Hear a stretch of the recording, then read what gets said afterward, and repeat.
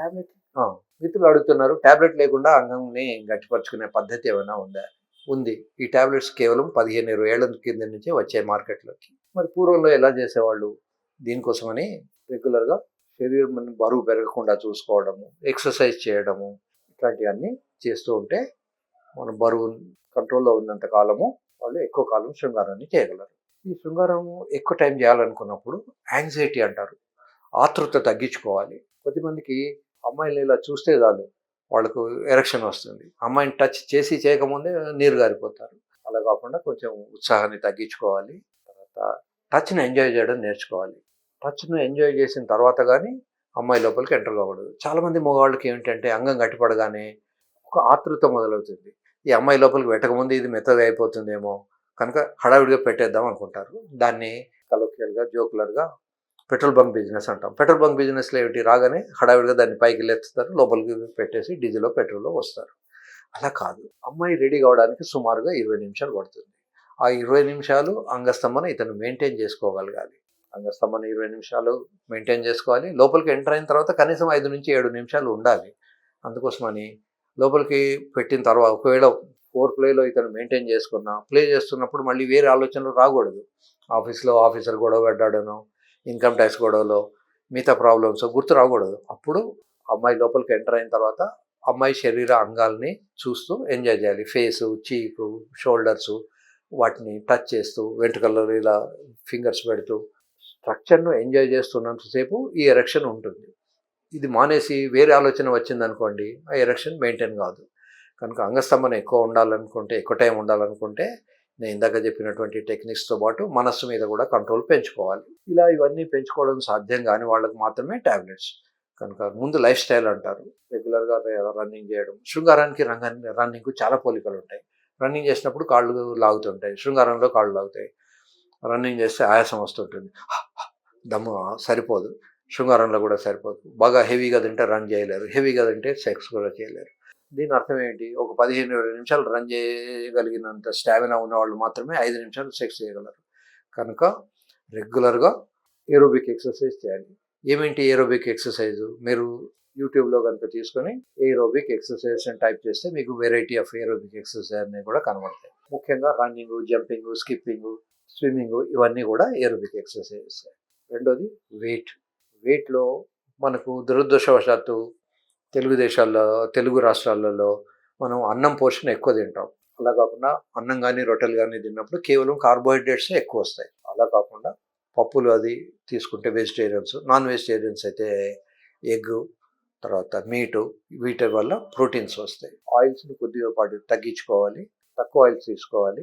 Carbohydrate కూడా తక్కువ తీసుకోవాలి. ప్రోటీన్స్ తీసుకోవాలి. మనిషి శరీరాన్ని బట్టి ప్రోటీన్స్ తీసుకోవాలి. ఫర్ ఎగ్జాంపుల్ 50 కిలోల బరువు ఉంటే 50 గ్రాముల ప్రోటీన్ తీసుకోవాలి. ఈ అబ్బాయి బరువు వెరీ ఇంపార్టెంట్ శృంగారంలో. ఒక సిట్యుయేషన్‌ను మీరు ఇమాజిన్ చేయండి. అమ్మాయి 45 కిలోల అమ్మాయి ఉంది. 110 కిలోల అబ్బాయి ఉన్నాడు. వాడికి మజిల్ స్ట్రెంత్ కూడా కలిపేసి 130 కిలోలు అవుతుంది. ఒక 100 కిలోల పైన ఉన్నటువంటి ఒక బియ్య బస్తా గానీ, ఇసుక బస్తా గానీ ఒక 45 కిలోలు ఉన్న అమ్మాయి ఛాతీ మీద పెట్టండి. అమ్మాయికి ఊపిరాడదు. సో, తోసేస్తుంటారు. అలా కాకుండా అదే అమ్మాయిని గనుక మనం పైకి రమ్మన్నాం అనుకోండి శృంగారంలో, వాడు 130 కిలోలు ఉన్నా కూడా అమ్మాయి భరించగలదు. So, female top is the best position. Female టాప్‌లో ఏమిటి అంటే అమ్మాయి తనకు కావాల్సిన పొజిషన్‌లో తనకు కావాల్సినటువంటి మూవ్‌మెంట్స్ చేసుకోగలరు. కేరళలో ఒక ట్రెడిషన్ ఉంది.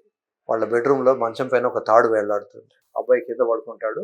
అమ్మాయి అబ్బాయి మీదకెక్కి ఆ తాడు సహాయంతో చేతులతో పట్టుకొని ఆమె డిఫరెంట్ థర్స్ ఇస్తూ ఉంటుంది. మనం కూడా సిగ్గుపడకుండా అమ్మాయిల్ని ఎంకరేజ్ చేసి ఆ పొజిషన్‌లలో చేయమని చెప్పాలి. ఎప్పుడైతే ఒక్కొక్కసారి అబ్బాయిలు, అమ్మాయిలు ఇద్దరు కూడా హెవీ వెయిట్ ఉంటారు. అలా వెయిట్ ఎక్కువ ఉన్నప్పుడు 2 పొట్టలే కలుస్తాయి గానీ 2 జననాంగాలు టచ్ కూడా కావు. అటువంటి వాళ్ళ కోసమని మనం స్పెషల్‌గా కొన్ని బెడ్స్ డిజైన్ చేస్తాము.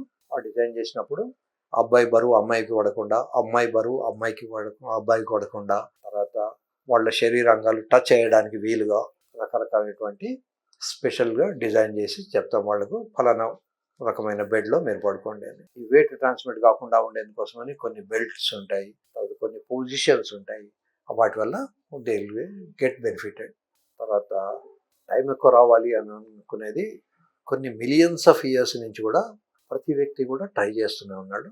ఎవరైతే టాబ్లెట్స్ వేసుకున్నా కూడా ఆ స్థితికి రాలేరో, రీచ్ అవ్వలేరో, పార్ట్నర్‌ను తృప్తిపరచలేరో అట్లాంటి వాళ్ళ కోసమని మోడర్న్‌గా పీనల్ ఇంప్లాంట్ సర్జరీ అనే ఒక సర్జరీ వచ్చింది. ఈ సర్జరీలో ఏమిటి అంటే అంగం లోపలికి ఒక రాడ్ ఏసి పెడతారు. ఇప్పుడు ఎముకలు విరిగినప్పుడు ఎట్లయితే స్టీల్ రాడ్ ఏస్తామో అంగంలో కూడా ఒక రాడ్ ఏసి పెడతాము. ఈ రాడ్‌కు ఉన్న స్ట్రెంత్ వల్ల పెనిస్ ఎప్పుడు హార్డ్‌గా ఉంటుంది. ఆ హార్డ్‌గా ఉండడం వల్ల లోపలికెళ్ళిపోవచ్చు. మనందరికీ ఏమిటి అంటే శృంగారం చేస్తున్నప్పుడు ఒకసారి ఫ్లూయిడ్ బయటకి రాగానే అంగం మెత్తబడిపోతుంది. వాళ్ళకి మెత్తబడదు. కారేది కారినా అది అలాగే గట్టిగా ఉంటుంది. కనుక స్టిల్ దే కెన్ కంటిన్యూ. అది మెత్తబడిన తర్వాత అంగము అమ్మాయి లోపల ఉండడానికి వీలు లేదు. అది వెంటనే ఆటోమేటిక్‌గా బయటికి వస్తుంది. కానీ ఇది దీంట్లో రాడ్ ఉండడం వల్ల, ఇది గట్టిగా ఉండడం వల్ల వాళ్ళకు వచ్చే ఫ్లూయిడ్ బానే వస్తుంది. చాలామందికి డౌట్ రావచ్చు. మరి ఈ లోపల రాడ్ ఏసి పెడితే మూత్రం వస్తుందా అని. మూత్రం వస్తుంది. హాస్పిటల్‌లోనే ఆపరేషన్ తర్వాత మూత్రం చేయించిన తర్వాతనే డిశ్చార్జ్ చేస్తాం. రెండోది పిల్లలు పుడతారు. పిల్లలు బాల్స్‌లో గనుక స్పర్మ్స్ ఉంటే పిల్లలు పుడతారు. ఎవరైతే శృంగారం సరిగ్గా చేయలేరో, ఎవరికైతే మానసికంగా కొన్ని ఇబ్బందులు ఉంటాయో శృంగారం చేసేప్పుడు, వాళ్ళందరికీ కూడా ఇంప్లాంట్ పెట్టిన తర్వాత పిల్లలు పుట్టిన వాళ్ళు చాలామంది ఉన్నారు. కనుక ఇంప్లాంట్ పెట్టడం వల్ల వచ్చే పిల్లలు ఆగిపోరు. లేదా అతనికి విత్తనాలు లేకపోతే కొత్తగా పిల్లలు పుట్టరు. ఆపరేషన్ వల్ల జరిగే బెనిఫిట్ ఏమిటి అంటే లోపలికి ఎంటర్ అవ్వడానికి, లోపలే ఉండిపోవడానికి కావాల్సినటువంటి సామర్థ్యాన్ని ఆపరేషన్ వల్ల వాళ్ళు పొందగలుగుతారు. చాలామందికి వెరికోసిల్ అనే ఒక కండిషన్ ఉంటుంది మగవాళ్ళకి. ఆ వెరికోసిల్ ఉండడం వల్ల స్పర్మ్స్‌లో శక్తి ఉండదు. ఫర్ ఎగ్జాంపుల్ ఏదైనా ఒక వ్యక్తి కేవలం గోరువెచ్చని నీళ్ళతో ఒక 3 నిమిషాలు స్నానం చేసినా కూడా స్పర్మ్స్ డ్యామేజ్ అయితాయి. మగవాళ్ళందరూ గమనించుకోవచ్చు. వేడి నీళ్ళతో స్నానం చేసినప్పుడు టెస్టికిల్స్ కిందకి వేలాడబడతాయి. చల్లటి నీళ్ళలో స్నానం చేసినప్పుడు పైకెళ్తాయి. భగవంతుడు ఈ డిజైన్ ఎందుకు ఇచ్చాడు అంటే ఆ బాల్స్ టెంపరేచర్ సెన్సిటివ్. ఏమాత్రం టెంపరేచర్ పెరిగినా లోపల ఉండే స్పర్మ్స్ డ్యామేజ్ అయిపోతాయి.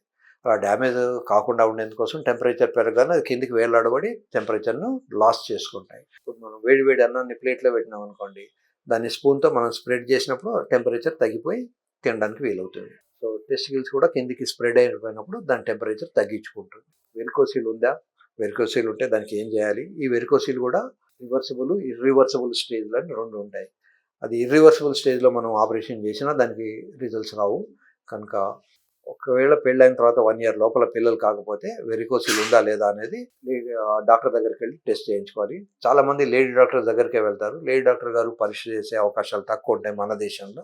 కనుక మీరు ఒక మేల్ డాక్టర్‌ని సాధ్యమైనంత వరకు ఒక యూరాలజిస్ట్‌ని కలిసి వెరికోసిల్ ఉందా లేదా అనేది టెస్ట్ చేయించుకోండి.